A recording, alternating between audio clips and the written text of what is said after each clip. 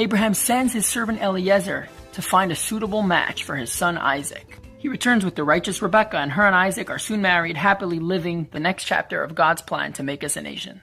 Wait just 1 second. Abraham sends his servant Eliezer to find the perfect match, and he returns so soon with the perfect match. How'd he pull that off? I mean, tell me the trick. Actually, most of the Torah portion is describing Eliezer's journey and experience in searching for a wife for Isaac. When Eliezer reached the place in which he was instructed to look for a wife for Isaac, he sent up a prayer to God and said, "Please grant me success in my mission and show me the right girl." And the Torah tells us that before he even finished praying, before he even finished speaking to God, Rebekah came out before him. Whoa, how'd he pull that off? How does he get his prayers answered so fast? Imagine we have our prayers answered immediately.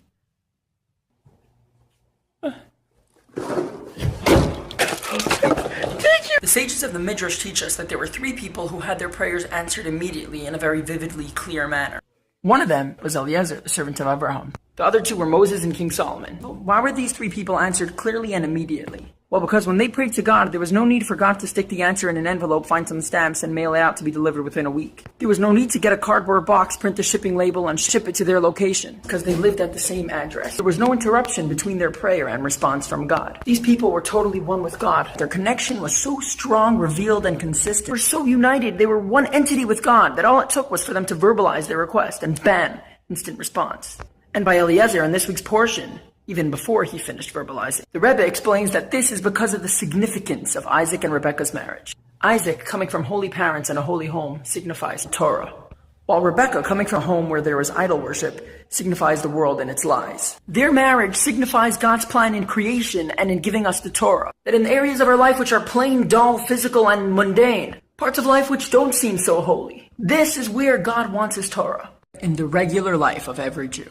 The sublime spirituality of Torah should marry a Jew's physical life. They didn't have to wait for full bars on their phone service or UPS or FedEx to deliver the answer from God. They had it direct, not just direct, they had it instantly. We too can have this, and do have this. But sometimes the connection is not so good from our side. So we should check with our service providers and see if everything's really all connected. בין כך ובין כך בונאיהם בין כך ובין